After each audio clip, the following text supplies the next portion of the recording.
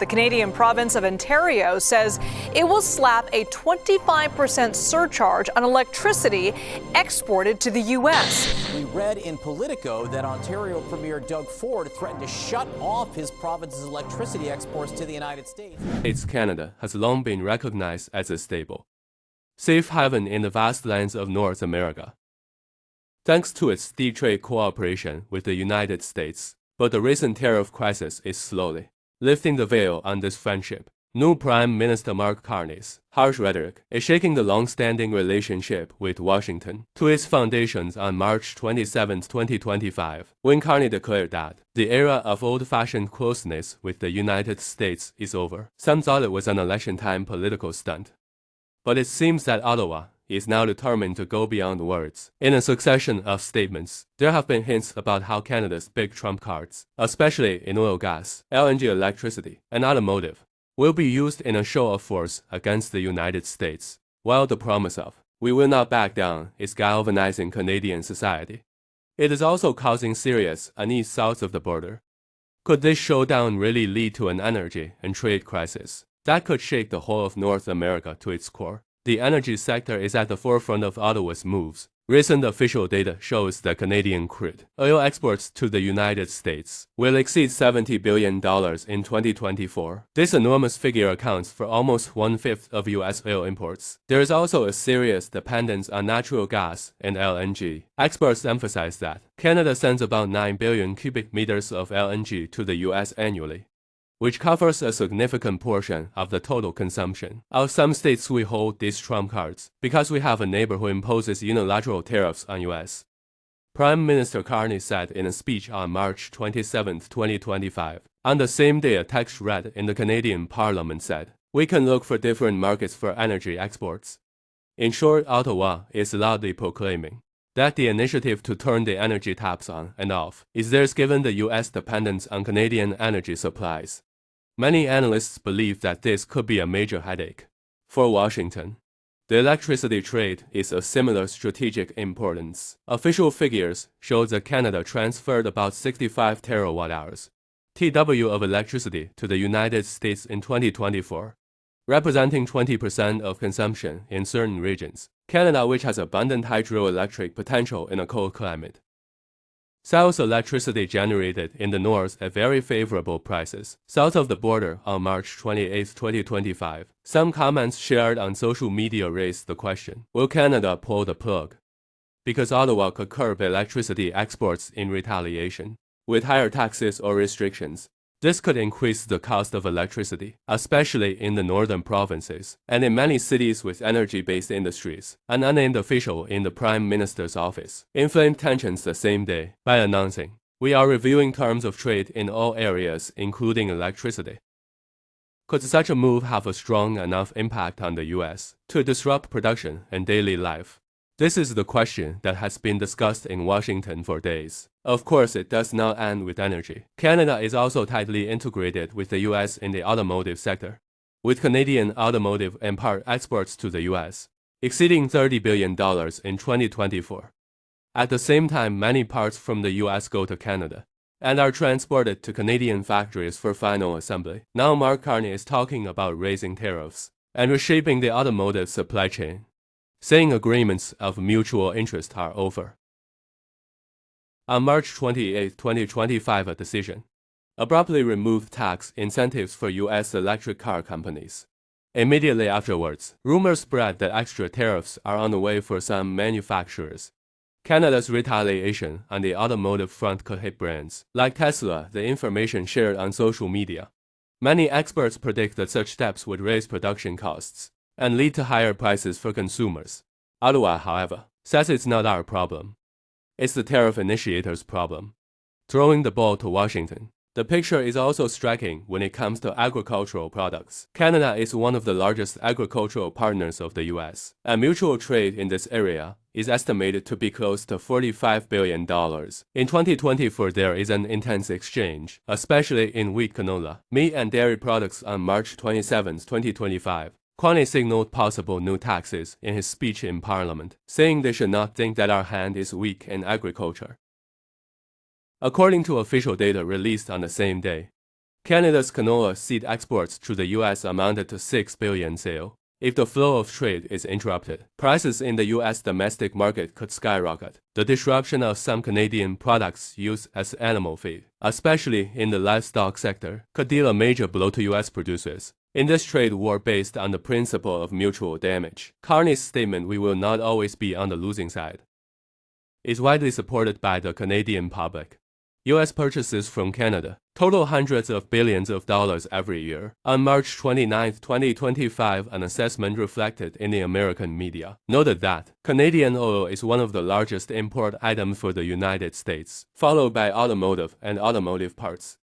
The same source estimated that in 2024, U.S. imports from Canada exceeded $460 billion.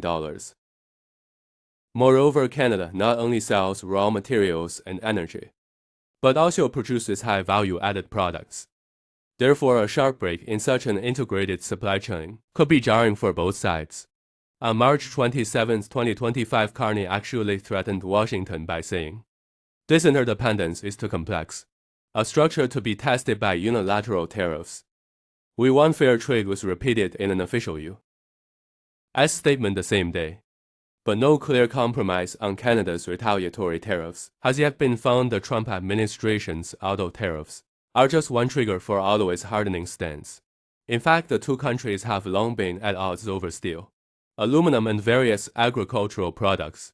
On March 28, 2025, North American media reported that Canada and the United States had sat down at the negotiating table several times, but Washington's insistence on America first had Ottawa backed into a corner. The new Prime Minister Mark Carney has begun rapprochement with European and Asian markets to strengthen his country's trade diplomacy. On March 27, 2025, during visits to France and the UK, the intention to establish alternative trade channels in the energy and automotive sectors was discussed immediately after those contacts. The European press ran the headline, "Is Canada getting out of the US shadow?" To a question about this news, Carney gave an indirect confirmation on the same day, saying, "We are developing our own policy at the moment." One of the most publicly debated issues is the cutting off of electricity exports to the United States. Depending on the year, a significant portion of Canada's hydroelectric and nuclear power capacity generated across the country flows south of the border. Under trade agreements, some estimates put the value of total electricity exports at over $3 billion. In 2024, Ottawa's use of this energy trump card could raise electricity prices, especially in northern U.S. states. On March 27, 2025, Karen's statement, "We will put oil and electricity on the table," further escalated tensions. As officials refrained from making a direct statement on the issue, only representatives of the American energy sector warned this could be devastating for U.S. and for Canadian companies. But Carney reiterated his determination in an official statement on March 28. "We are not saying we are destructive, but we cannot sit on our hands in the face of unfair moves." In the automotive sector, the numbers are even more striking. According to 2024 data, Canada produces about 1.8 million vehicles a year, more than half of which go to the U.S. market. Likewise, parts made in the U.S. enter assembly lines in Canada. This interdependence makes it difficult for one side to gain an advantage on its own. But Trump's auto tariffs could also hurt U.S. manufacturers. On March 28, 2025, an opinion shared on social media said, "If Canada imposes tariffs on parts imports, there will be major disruption to factories in Detroit."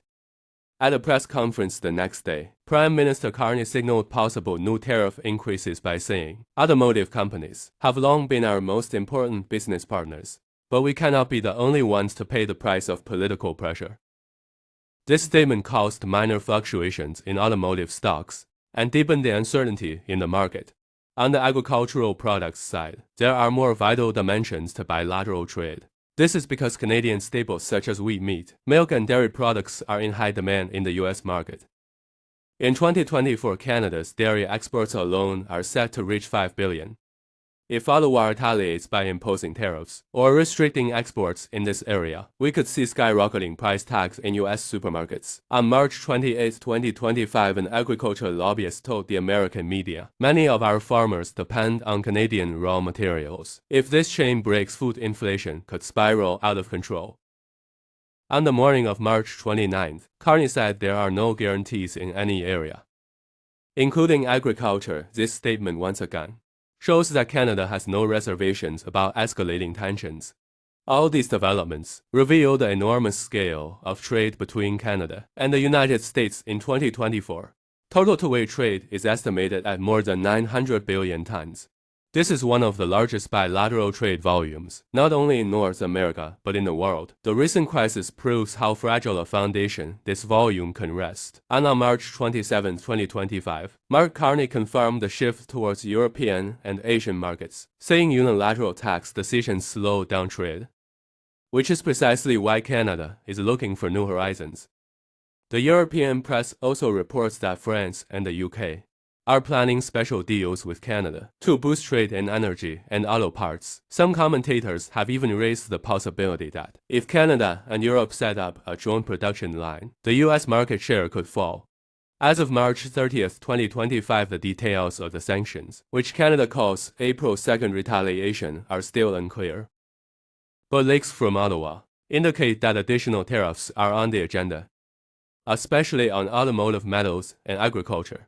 On the energy side, the option of turning to non-US markets with new agreements, rather than cutting exports immediately, is being discussed. On March 27, 2025, Carney said, "We are looking at different alternatives in every area, because there is no partner we trust anymore." In response, comments on social media have been flooded with the question, will Canada pull the plug? U.S. officials have been cautious in their statements. It was a big mistake of the Trump administration to make Canada so angry, some say, while others express optimistic expectations that the two countries will eventually reconcile.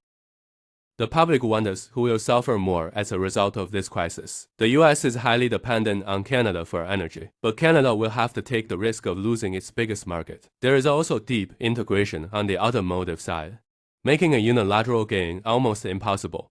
Price increases in agricultural products could hit consumers in both the U.S. and Canada. Moreover, bordering states are trying to protect the jobs of tens of thousands of businesses that rely on commercial traffic. The whole equation suggests that retaliation after April 2nd would shake both countries, economically and politically. On March 27th, Carney made it clear, in the short term we may suffer, but in the long term we will preserve our independence.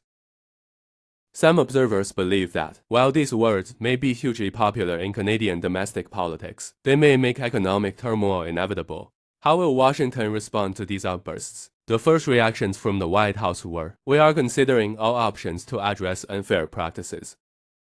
On March 29, 2025, a news report claimed that the Trump administration was considering tougher tariffs. This has not yet been officially confirmed, but the Ottawa front remains defiant, with the message that they can bring them if they want. We have more weapons. Whether diplomacy will be involved or a full-blown trade war will erupt remains to be seen. On March 27th, Prime Minister Carney did not close the door completely, saying, "I am always open to dialogue, but I cannot accept unilateral demands." However, such confrontations between the two neighbors have in the past often led to difficult negotiations and, at times, temporary crises that have crippled industries. Perhaps this is the beginning of a new era in North America. Canada's reassessment of all its trade partnerships and its shift towards European and Asian markets could lead to serious transformations in its relations, not only with the US, but also with the world economy. On the other hand, if the US continues to take more protectionist steps in its own domestic market, the trade war could expand to Mexico and other countries. As of April 6th, questions such as which retaliatory measures will be implemented, how they will be received by the US, and how the world markets will price these moves are still unanswered. Nevertheless, Prime Minister Carney's statement on March 27, 2025, that nothing is off the table, suggests that events are likely to be much more dramatic than expected. Now you have the floor. Will such a full-scale trade war between the two giant neighbors really break out? Or will a miracle of diplomacy fix everything at the last minute? To what extent would Canada's multi-billion-dollar energy and automotive leverage affect the U.S. economy?